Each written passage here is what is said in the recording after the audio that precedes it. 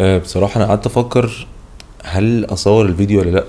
يعني أنا فعلا من ساعة الحاجات اللي بتحصل في غزة وأنا قاعد، يعني معرفش دي حاجة أكيد طبعا عامة، بس في مود اكتئاب وقلة حيلة خلتني حاسس إنه معرفش هو يعني ده صح إن أنا أشوف حاجة زي دي ولا لأ، أو ده غلط معرفش يعني. بس أنا بقول اللي أنا مريت بيه، ان انا لو نزلت فيديو، ان انا لو اتكلمت على اي موضوع تاني غير القضية دي ابقى كده بعمل حاجة مش صح. وبعدين لقيت ان في ناس كتيرة بتقعد تبعت لي اسئلة على حاجات ممكن تبقى مهمة في حاجة بتحصل لهم دلوقتي، زي الموضوع بتاع الفيديو بتاع النهاردة. فحسيت انه ممكن، يعني اكيد في مواضيع معينة اللي هو حاسس ان هي ما ينفعش ان يعني على مش عارف اتكلم في مواضيع معينة اللي هو تبقى اللي هي حتى لو بسيطة قوي ممكن تبقى مهمة لحد، بس في مواضيع مش هتكلم عليها اكيد. حسيت انه في مواضيع كده ممكن بالنسبة لحد بيمر بحاجة معينة دلوقتي ما ينفعش ان انا اللي هو يعني او لو رديت بيني وبينه كده وخلاص، طب الموضوع ده كان ممكن يفرق مع حد تاني. فحسيت ان الموضوع بتاع الفيديو بتاع النهاردة ده يكون ده اللي هو علامة انه لازم الحاجات تمشي بالتوازي، يعني اللي هو ان بارل كده مع بعض، اللي هو اعمل فيديو تتكلم في مواضيع مهمة وفي نفس الوقت تعمل شير للحاجات اللي بتقعد تنزل، وكل ما تيجي فرصة قدامك تعمل حاجة توريها لحد تبعتها بتاع تبرعات، الكلام ده كله. الحاجات دي ممكن تمشي بالتوازي مع الحاجات اللي هي ممكن برضو تبقى مهمة لناس معينة بيسألوا عنها. كان لازم اقول المقدمة دي عشان اشارككم الحاجة اللي انا بحسها وتبقوا عارفين انا بفكر في ايه بالظبط برضو. وبس يلا ندخل في موضوع الفيديو. حتى فعلا مش قادر اقول اللي هو ازيكم يا قصي على ناس، يعني حاسس انه مش قادر اتكلم في حاجه اللي هي مش عارف. حاسس ان انا لو مش عايز اقول حاجه فيها انبساط قوي وهم مش يعني فاهم قصدي، او حاجه فيها اللي هو مش عارف، حاسس انه كاني بعمل حاجه غلط في حقهم، كاني اللي هو مثلا انت بتعمل ايه او بتقول ايه والناس دي بتتضرب. اي حاجه بقى بتيجي في دماغك كده باجي اهزر مع فهد، احس كده اجي اكل اقول امال ازاي الناس دي، يعني انا قاعد باكل فهد والناس مش عارفه تاكل والعيال حاجه متعبه نفسيا. الراجل اللي بعت لي السؤال بيقول لي شعراوي انا الشغف عندي مش موجود خالص، مش عارف اعمل ايه، وحاسس ان انا ماليش هدف في الحياه. طبعا اكيد انت شفت مواضيع كتير قوي عن الموضوع بتاع الشغف ده، في منكم يفهم عني بكتير قوي في الموضوع ده. بس بما ان السؤال جه في حجري، فانا بصراحه هضطر اقول حاجات من وجهه نظر انا، يمكن النظره دي تكون بتفتح حاجات تانية. نبدا بحته الشغف. بص انا عايز اقولك على حاجه وده راي شخصي. انا دايما ببقى عايز اعرف اللي هو يعني انت متوقع ايه اللي انت هتحس، يعني انت لما تلاقي الشغف ايه اللي هيحصل، إيه الاحساس اللي هتحس، هتقول ده انا الشغف عندي وصل لاخره. من الحاجات اللي بتتعبني انا نفسيا انه الكلام عن الشغف نفسه بيخليني اوقات اقول هو اللي انا بعمله ده هو ده الشغف بتاعي فعلا، هل انا مبسوط فعلا؟ بس اكتشفت ان انا لازم الاقي انا معادلة ليا تخليني اشوف الشغف ازاي واتعامل معاه ازاي واتبسط باللي انا بعمله. انا بشوف ان انا عندي كذا حاجة الشغف بتاعي فيها. انا بحب الشغل او عملية التفكير، البروسيس، العملية نفسها اللي بيتعمل بيها التفكير بتاع الشغل، بتاع الاعلانات، بتاع السوشيال ميديا، بتاع خلق براند معين. البروسيس نفسه ده بيخليني مبسوط قوي وانا بعمله.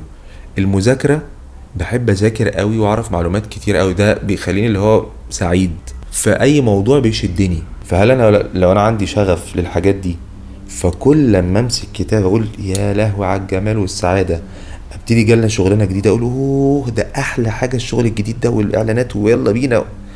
ما بيحصلش. في نقطه كده لازم بس اقولها، انه عادي جدا عشان بس بحاول اريحك وبريح نفسي برضه في نفس الوقت. عادي جدا انت تبقى بتحب حاجه وقلت يا سلام انا لقيتها، وتفضل شغال شغال شغال وبتاع وازاي وايه الحلاوه دي وايه الجمال ده وبتاع، فجاه تحس باكتئاب حزن، انا حاسس ان انا مش لاقي نفسي، انا حاسس ان انا مش لاقي نفسي في اللي انا بعمله، ده مش شغفي. لو انت اتصدمت وقعدت حزين على الحاله اللي انت فيها هتكتئب اكتر والموضوع هيكبر معاك اكتر. لكن لما الواحد بيلاقي نفسه ان هو ايه ده، انا حاسس ان انا عايز اعمل حاجه تانية، حاسس ان انا في حاجات تانية ممكن تشدني غير ده، في حاجه ابتدت تشدني غير ده دلوقتي عايز اعرف عنها اكتر. لو عملت كده هتبتدي تلاقي شغف تاني وتالت ورابع. انا بقولك بالنسبه لي انا المهم تبقى عارف ان البروسيس او العملية بتاعت لقيان الشغف بيبدأ بحاجة لفتت انتباهك، لفتت مش لازم تكون شدتك، لا لفتته، حاجة ظهرت كده بصيت لها لثانيتين 3 4 10 دقيقة. الموضوع ده اسأل نفسك هل انا جربت الموضوع ده؟ لا. تعال نجربه. عجبني؟ حلو. ما عجبنيش؟ خلاص. عايز تعمله تاني؟ ايه ده لذيذ جدا، ده عجبني لدرجة انا عايز اعمله تاني. هنا بقى تعرف ان هو الموضوع ابتدى ممكن يوصل يبقى شغف. بس اول خطوتين حاجة لفتت انتباهك، جربتها، عجبتك، عملتها تاني، تعرف ان الموضوع ده اللي هو قشطة ده ابتدى يشدني. عملتها مرة 2 3 مش قوي، شوف غيرها. المهم تبقى عامل حسابك ان انت تكمل وما تقعدش حزين على حالك. كل ما تقعد تحزن على حالك تبقى مفيش فايدة. فده رد عليك في حتة الشغف. شغفك من وجهة نظري مش شرط خالص يبقى هدفك في الحياة. ليه؟ هدفك في الحياة ده من وجهة نظري اللي هو اللي بيقول عليه لايف بيربس مش بيدور حواليك انت، بيدور حوالين الناس. يعني انت لو لقيت حاجة عندك حاسس ان انت ممكن تخلي بيها حياة الناس حاجة تانية، يبقى هو ده الهدف في الحياة. لايف بيربس ده من وجهة نظري. يعني انت ممكن تقول انا لقيت شغفي، انا بعشق لعب الجيتار. انا بقول ما امثله، طبعا الناس ممكن تستغل الفرصه دي عشان تقول لي المزيكا حرام وتبهدلني. انا بحب الكتابه، ممكن اعمل اي حاجه فيها كتابه. انا بحب اركب حاجات فوق بعضها كده وافك الحاجات واركبها واربطها واشوف المواتير بتمشي ازاي والسلوك. بحب افك العقد قوي. لقيت شغفي هشتغل بيه كذا كذا كذا كذا. انا حاسس ان اللي انا بعمله ده، انا ممكن الناس عندها مشكله معينه بتعاني من كذا، انا هعمل لهم حاجه باللي انا بحبه ده تغير حياتهم.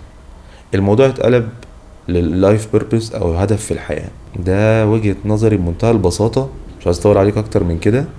ما تحملش نفسك فوق طاقتها. اسمعها، يعني اللي هو فكر مع نفسك، هو انا مش لاقي شغفي، طب انا جربت ايه اللي جربته وعجبني؟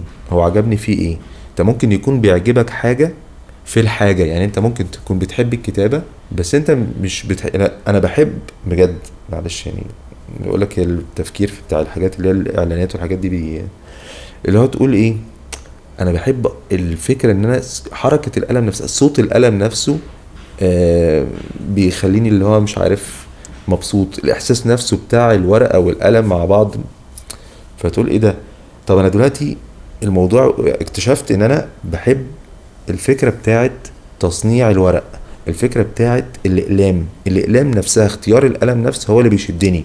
تصميم القلم، الاقلام الحبر وهي بتعمل مثلا وهي بتعمل صوت معين مع الورقه. فاللي هيقدر ده الناس اللي بتحب اللي تكتب بالاقلام الحبر. فهعمل براند مثلا اقلام حبر، انا لقيت الحاجه اللي انا بحبها.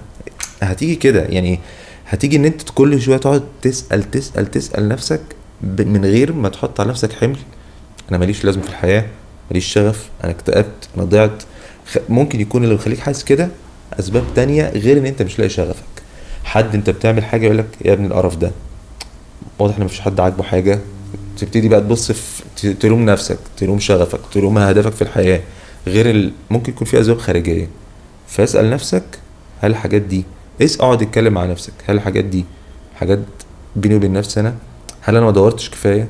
هل انا ممكن اعمل حاجات اكتر يمكن الاقي فيها شغفي؟ ايه اللي خلاني ما احبش الحاجه اللي انا عملتها في الاول دي؟ هل اسباب، هل ناس كان ممكن انا لو في ظروف تانية هحب الحاجه دي، ولا الناس هي اللي اثرت فيا؟ فاهم قصدي؟ اتكلم مع نفسك. الكلام مع نفسك اهم بكتير، وتسمعها من غير ما تحكم عليها عشان تعرف تطلع البهاليز. بس كده. ربنا يخلص يعني اخواتنا في فلسطين، يا رب يحرق مش عارف، خايف اقول اي حاجه هنا الفيديو ما يتشافش، بس ربنا يحرقهم بجاز ويموتوا كلهم، او يموت كل حد بغرضه الاذى والدمار للناس اللي هناك. واهم حاجه بس من القصه دي عايز اقولها، ان احنا يعني عايزين نطلع من الموضوع ان احنا برضو احنا نفسنا في مصر ايد واحده عشان نعرف نبعد عننا ولاد اللذين. لان لما حد يجي واحنا اصلا اوريدي في بينا مشاكل بسبب الموضوع اللي هو هدفنا اصلا ان احنا نعمل حاجه حلوه لاخواتنا، بنتخانق مع بعض. ان شاء الله خير يعني. شكرا معاكم ان انتوا اتفرجتوا، واتمنى اكون عرفت افيدكم بالفيديو ده. ومعلش لو كنت متاخر شويه في الفيديوهات، بس غصب عني. اشوفكم في الفيديو الجاي. سلام.